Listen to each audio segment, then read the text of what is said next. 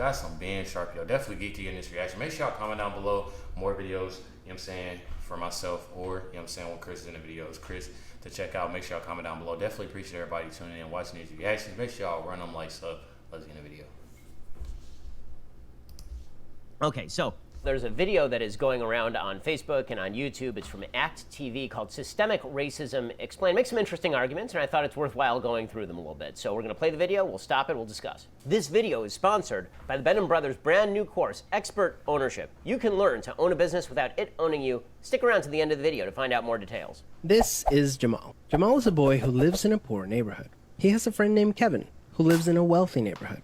All of Jamal's neighbors are African American, and all of Kevin's neighbors are white. Because Jamal's school district is mostly funded by property taxes, his school is not very well funded. His classrooms are overcrowded, his teachers are underpaid, and he doesn't have access to high-quality tutors or extracurricular activities. Kevin's school district is also funded by property taxes, so his school is very well funded. His classrooms are never crowded, his teachers are very well paid, and he has access to high-quality tutors and lots of extracurricular activities. So let's talk for a second about school policy.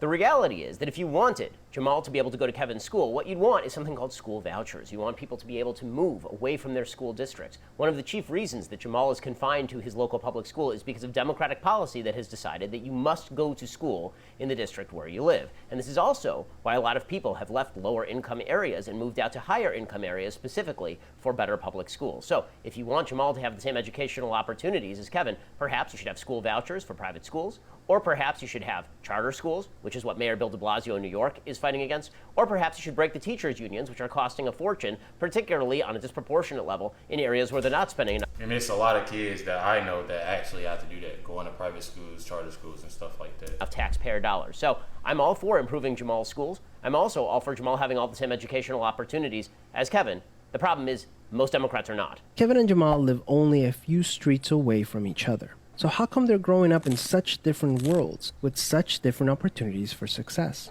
The answer has to do with America's history of systemic racism. To understand it better, let's look at what life was like for Kevin and Jamal's grandparents. In order to understand what's going to happen in this video, you have to understand how systemic racism is being defined. Systemic racism is a really amorphous term. It could mean many things. It could mean that the institutions of today are racist, in which case everyone would oppose them. Or it could mean that all inequality is explainable by racism, which of course is not sustainable. It's not a good argument. The argument that this video is going to try to make is that all of history has meaning.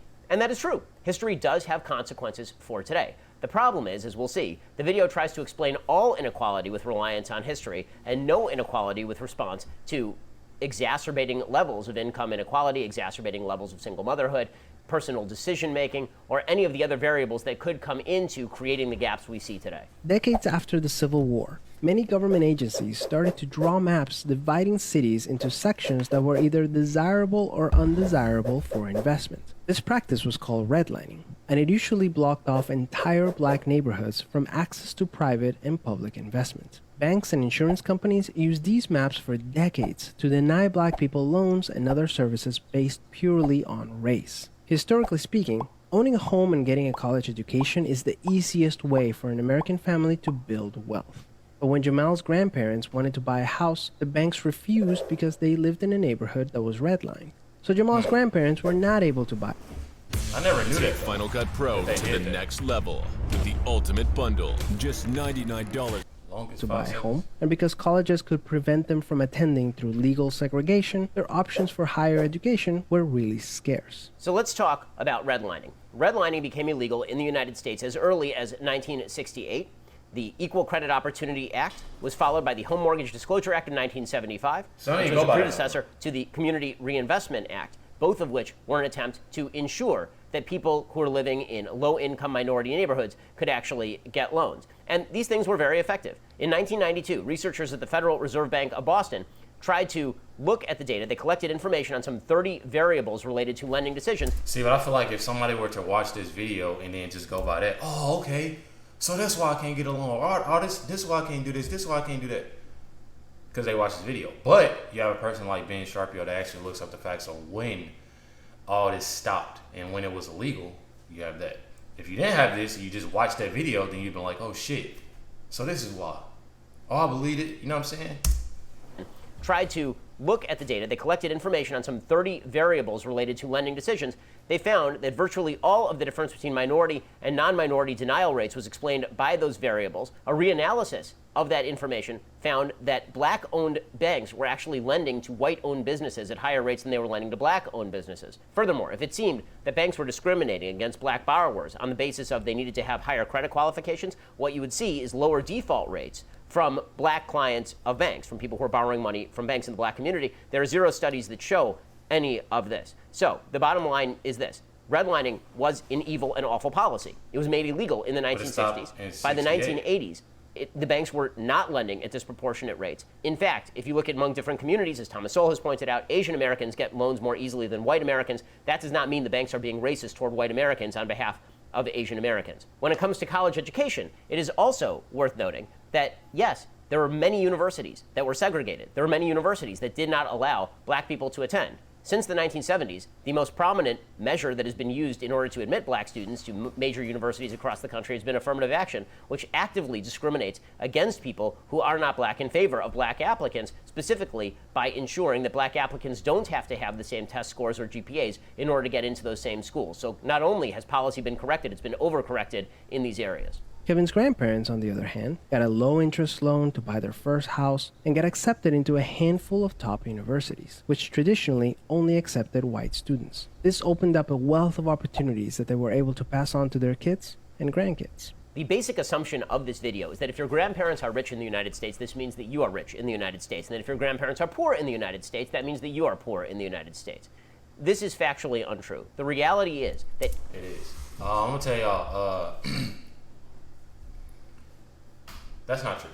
I'm gonna just leave it at that. It's not true, based off a lot of things, based off of my life, based off of my friend's life, family members. I don't know. United States, that means that you are poor in the United States.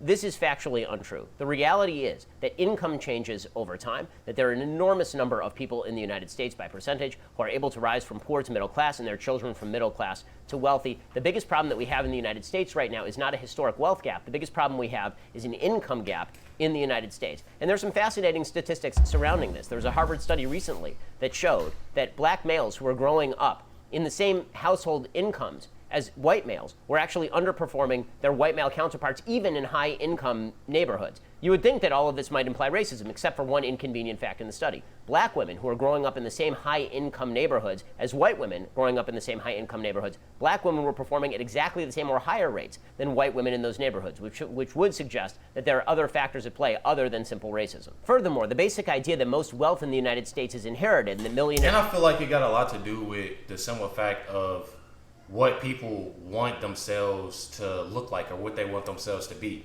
For instance, we're going to look at one of my favorite NBA players. We're going to look at Ja Morant. Look at Ja Morant. People talk about him all the time. He came from this neighborhood. His parents had money. He went to this school. He did this and did that. He grew up, right? Playing basketball. He's in the NBA making real good money. Y'all see where a lot of it led to. It's leading to the type of music that an individual listens to. It looks at, oh, okay, well, I see that this person is doing this. I envy, you know what I'm saying? I look at them and I like this. I like that, you know what I'm saying? It's more so of, I feel like it's more than, honestly, where you grow up. It's more so of what is, in a way, influencing you. You know what I mean? I think millionaires are really only millionaires because their parents were millionaires. That really isn't true either. The vast majority of millionaires and billionaires are people whose parents were not millionaires and billionaires. Chris Hogan, who's a black financial expert, he did a survey of 10,000 people, and what he found was that of those 10,000 people, 74% of millennials believed millionaires inherited their money, 52% of baby boomers did, but only 21% of millionaires received any inheritance at all. Just 16% inherited more than $100,000. Only 3% received an inheritance at or above $1 million. In reality, the best path toward wealth in this country is income mobility, not inherited wealth. This opened up a wealth of opportunities that they were able to pass on to their kids and grandkids. Even as late as the 1980s, an investigation into the Atlanta real estate market showed that banks were more willing to lend to low-income white families than to middle or upper-income African-American families. As a result, today, for every $100 of wealth held by a white family, black families have $5.04. A 2017 study confirms that redlining is still affecting home values in major cities like Chicago today. This explains how Kevin and Jamal inherited vastly different circumstances. As it turns out, there are some complicating factors that don't get cited in this video with regard to this data. The Federal Reserve Board economists tried to explain that this data did not take account of differences that were not income-based, things like liabilities, employment history, credit record, and other relevant variables that should have been considered. It should not be particularly surprising that discrimination in the past has impact on the actual income of people who are living in the areas that were denied loans. That shouldn't be a major surprise. But that is not the only disparity, obviously. That New York Times piece they are citing says, quote, they estimate the maps account for 15 to 30% of the overall gaps in segregation and home ownership that they find between the highest risk area and the second highest risk areas. Those were the ones that were being classified.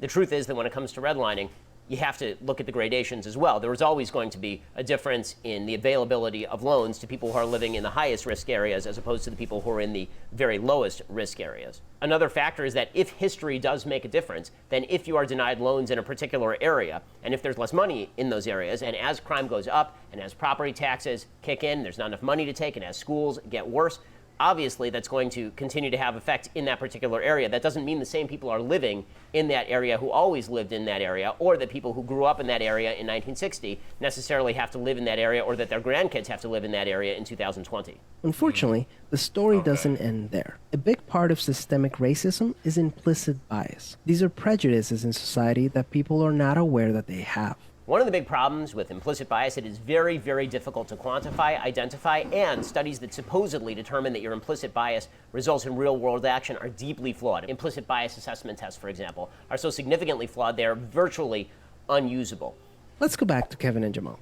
Against all odds, Jamal manages to be the only student from his high school to get accepted into a great university, the same one that Kevin and his high school friends are attending. But after Kevin and Jamal both graduate, Jamal notices that his resume isn't drawing as much interest as Kevin's, even though they graduated from the same program with the exact same GPA. Unfortunately for Jamal, studies show that resumes with white-sounding names get twice as many callbacks as identical resumes with black-sounding names. The research is actually a lot more interesting than what is being portrayed in this video. There are several studies here. There was one famous study that was done that suggested that first name differentiation was indeed being used.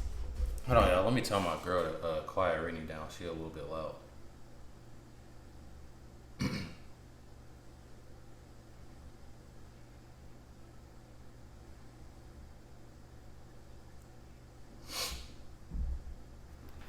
Brittany is stupid loud right now. Stupid loud. I don't know if y'all can hear her or not.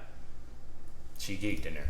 Used by employers. So if your name was Lakeisha, for example, this is the name that is actually used in the study, Lakeisha versus Greg, that you are less likely to get a callback. There was another study that showed a historically black last name like Washington or Jefferson provided no actual differentiation from historically white names like Greenberg. And you know, I always wondered that if it had anything to do with names and stuff like that. I always wondered that. But I never asked it out loud or anything like that. I feel like I enjoy this video because you learn a lot. I'm saying you learn a lot from the video itself. You learn a lot from being, Jefferson provided no actual differentiation from historically white names, like Greenberg, for example. So if your name was Steve Greenberg versus Steve Jefferson, you're just as likely to get a callback as Steve Jefferson. What that suggests, and this was confirmed by subsequent studies, is that the actual issue here is a question of class discrimination, not an issue of race discrimination. In other words, the reason that people are discriminating against Lakeisha as opposed to against Steve Johnson or Steve Washington is because people are actually using the first name as a stand-in for social class. They are figuring that if you were named Lakeisha, it's because you probably came from a more impoverished background. Now, this is not restricted to the black community. This happens in the Jewish community as well. If you get an applicant and the applicant's name is Ben, you might treat that applicant different than if that person's name is Ben Yamin. You might treat a Menachem different than you treat a Mike. And that is because you are trying to read into the person your perceptions of culture or perceptions of class, not really perceptions of race. That's really, really important when you look at these particular studies and suggest that racial discrimination rather than class distinctions are at the basis of whatever hiring discrimination is happening here. Implicit bias is one of the reasons why the black unemployment rate is twice the rate of white unemployment. Well, this tends to neglect one key factor. What did you major in? What did you study? It turns out that people who major in education aren't going to do as well as people who major in engineering. According to research from the Center on Education and the Workforce at Georgetown University, this is a quote from PBS, African-American college students are more likely to pursue majors that lead to low-paying jobs, setting up many for future debt and underemployment. Over time, these occupational choices contribute to the wealth and opportunity gap between whites and blacks that spans generations. Anthony Carnival, who's the director of the program, he says basically African Americans have been going to the right church but sitting in the wrong pew. In a way, they are using education to climb the social and economic ladder, but they're being steered toward majors that will make them low earners. So, in other words, there are several confounding factors that are not being taken into account in this video. 1, what college did you go to? 2, what did you major in? And 3, what kind of job did you get afterward? You can see evidence of systemic racism in every area of life. The disparities in family wealth, incarceration rates, political representation, and education are all examples of systemic racism. Now we reach the crux of the matter. The basic idea here is that any inequality can be chalked up to systemic racism. We are now ghost hunting. Notice, they've said nothing in this video about incarceration. Nothing about incarceration. The simple assumption is that if more black people percentage-wise are arrested than white people, that must be due to systemic racism and not due to the number of crimes being committed by individuals who make a decision to commit a crime. When it comes to representation, the truth is there are many, many black Americans in Congress. We've had a black president of the United States. People choosing to run and people choosing to vote, that is an aspect of American freedom. And when it comes to education, there are plenty of affirmative action programs that exist at virtually every major university. In fact, there are entire university systems like the University of California that have gotten rid of the SAT and the ACT as admissions criteria specifically because they weren't allowing enough minority students to attend. So to attribute all inequality to systemic racism is simply to say that everything you don't like must be due to systemic racism. Unfortunately, the biggest challenge with systemic racism is that there's no single person or entity responsible for it, which makes it very hard to solve. So what can you do? The first thing you can do is work towards becoming more aware of your own implicit biases. We should always, as decent people, be re-examining our own biases and trying to wipe out bad thoughts we may be having about other people. But the idea that something as vague as you had a bad thought about a group is now responsible for the income inequality between black and white is sort of an absurd contention in the absence of any available evidence. What are some prejudices that you might hold that you're not aware of? Second, let's acknowledge that the consequences of slavery and Jim Crow laws are still affecting access to opportunity today. It is certainly plausible that slavery and Jim Crow have affected how people's paths have gone in life and the circumstances of their birth. But the question is, how much? If we are going to change policy, and if we are going to effectuate change, shouldn't we be focused more on what are the bad policies today that specifically are keeping people down, and what behaviors can we change today to make our opportunities better, rather than focusing in on slavery or Jim Crow? The fact is that even if you buy into the entire narrative of systemic racism promoted by this video, it changes nothing, and the video is even acknowledging as much. As a result, we should support systemic changes that create more equal opportunities for everyone. Increasing public school funding and making it independent from property taxes would be a great start, so that poor and wealthy districts can receive equal access to resources. The suggestion that simply pouring money into public schools is somehow going to be the solution has been belied by nearly every independent study ever done of public education. Obviously, we should be spending more on schools where not enough spending is going on, where there aren't school books or there aren't enough desks. But the real problem that's existing in educational performance has very little to do with income and a lot more to do with the access to educational opportunity provided in homes. If you have a single family home, it is very difficult for mom to be able to help with homework. If you don't allow kids to go to better schools outside their neighborhood, rather than simply pouring money into failed neighborhood schools, then you're not really granting opportunity. Systemic problems require systemic solutions. I mean, and that's what I like about this whole video itself, is that this video this video is a video that I don't really know. I wonder when they drop this video, because I feel like, I don't know. I just enjoy watching Ben, because not only do I get information from others and just like this video itself, but I get information from him that actually makes sense about it all and not sugarcoat nothing. Because I feel like as learning, I learn new things every day. It's been about 2 weeks now of learning new things about, everything, about the content that I put out, that I didn't learn in school. I didn't learn growing up. And a lot of times, like this video, I watch and I try to learn things rather than speaking. It's one of the things that I do. If I really don't have anything to say, I won't say it. It's more of me sitting here learning. And I've had people sit here and like, you know what I'm saying, I'm learning too, which is very nice. And it puts things in my head, even if sometimes I don't agree with things, sometimes I do. It's still putting things in my head for me to learn new things. So neighborhood I schools, definitely enjoy then you're it. not really granting opportunity. Systemic problems require systemic solutions. Luckily, we're all part of the system, which means that we all have a role to play in making it better. Peace. It's easy enough to say that we all have a role in making the system better, but when you suggest very few practical solutions other than rote democratic policies that have been failed nearly every time they've tried, it makes it difficult to believe this isn't just a political ploy, rather than an argument in favor of bettering individual human lives. To deny the effects of history would be idiotic. History obviously has consequences. And to Babe, come on.